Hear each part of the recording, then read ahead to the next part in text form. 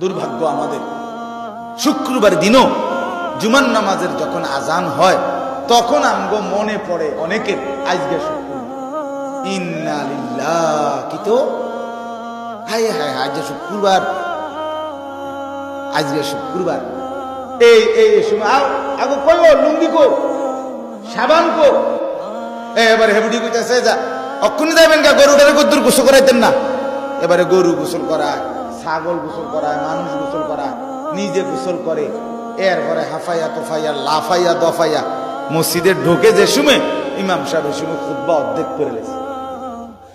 এরপরেও এই যে দেরি হইতেছে 5টা মিনিট, এই জন্য গরিব দিকে চাইছে মনে 50 বার, কারণ তারা তো শয়তানে কামড়াইতেছে, ইবলিসে তো কামড়ায়। কিরে বেটা তুই তো মসজিদে যাবি না, মানুষ না, আচ্ছা যা গেছত গা বাইরস থাকেন তাড়াতাড়ি বাইরে, আমি কোন সময় কতক্ষণ দাঁড়ায় থাকুন শীতের মধ্যে। এই হলো কথা বুঝছে।